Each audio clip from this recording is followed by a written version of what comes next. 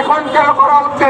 মৌলবাদীদের আস্ফলনের পর তাকে গ্রেফতারের এটা কি প্রমাণ করে? আমরা এটাকে মেনে নিতে পারি না। আমরা আজকে এখানে দাঁড়িয়ে সেই হরিদাসচন্দ্রকরণীর দ্রুত মুক্তি কামনা করছি। প্রিয় সাংবাদিক বন্ধুগণ, আপনারা অবাক হয়ে যাবেন, বিশেষ করে এই যে বিগত আগস্ট মাস থেকে 2024-এর আগস্ট মাস থেকে বর্তমান পর্যন্ত যেই ধরনের সরকার বলছে সাম্প্রদায়িকতা হবে না, সরকার বলছে সাম্প্রদায়িকতা হলে আমরা, ধর্মমন্ত্রী বলছে যদি কোনো সাম্প্রদায়িকতা হয় আমি পদত্যাগ করবো। কোথায় ধর্মমন্ত্রী, কোথায় প্রধানমন্ত্রী? এখনো প্রধানমন্ত্রীর সাথেও কিন্তু আমরা দেখা করেছি।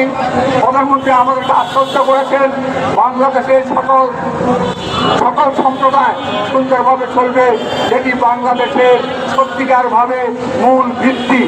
এর আগে আপনারা জানেন অন্তর্বর্তী সরকারের সেই, এখন নামটি নিতে আমাদের লজ্জা করে, সেই ইউনুসের দায়িত্বে যখন ছিল সে বলেছিল এটাকে একটি মানবিক বাংলাদেশ হবে এবং মানবিক বাংলাদেশে সকল লোকজন সম অধিকার পাবে। কিন্তু তার সময়কালীন 18 মাস অত্যন্ত দুর্ভাগ্যজনকভাবে আমরা কাটিয়েছি। কোনো একটি সাম্প্রদায়িক ঘটনা কোনো রকম বিচার করেনি, এই ব্যাপারে কোনো রকম অংশগ্রহণ করেনি। সে সেখানে সংস্কার করেছে, সেই সংস্কার আপনারা জানেন, সে বিভিন্ন রকম সংস্কার তুলে ধরেছে। সেখানে অসাম্প্রদায়িকতা আছে, ধর্ম নিরপেক্ষতা, সেই ধর্ম নিরপেক্ষতাকে বাদ দেওয়া হয়েছে তার সংস্কারে। এটি অত্যন্ত দুর্ভাগ্যজনক। আমরা আজকের এখানে দাঁড়িয়ে তত্ত্বাবধায়ক সরকারের তখনকার সময়ে তাদের কর্মকাণ্ডকে সম্পূর্ণভাবে প্রত্যাখ্যান করছি, ঘৃণা ভয়ে ত্যাগ করছি।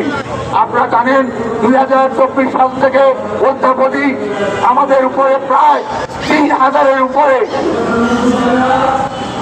ধর্মীয় সংখ্যালঘুদের উপরে নির্যাতন নিপীড়ন হয়েছে। এটি পত্র পত্রিকায় প্রকাশিত, যার মধ্যে আপনার অর্ধশতের মতো রয়েছে হত্যা, 350-এর মতো রয়েছে আপনার মন্দিরে হামলা। যে মন্দিরে আমরা জানি না কেন মন্দিরে হামলা করে, সরকার কি সেগুলি দেখে না? মসজিদে হামলা হলে তুলকালাম হয়ে যায়, আর এখানে মন্দিরে হামলা হলে কোনো কিছু হচ্ছে না।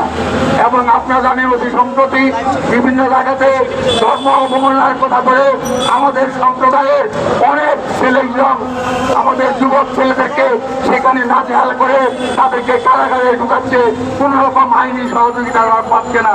কিন্তু কথা হয়েছে এই যে মুসলমান, এই যে ইসলাম ধর্মের বিশ্বাসী, তারা যখন অন্য ধর্মের সমালোচনা করে, তারা যখন বিদ্বেষ ছড়ায়, তাদেরকে কিন্তু গ্রেফতার করা হচ্ছে না।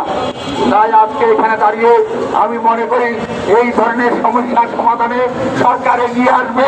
আমরা একটা সুন্দর বাংলাদেশ চাই, যেই বাংলাদেশে সকল সম্প্রদায়ের লোক, এখানকার আদিবাসী লোক, এখানকার হরিজন, এখানকার দলিত সম্প্রদায়, এখানকার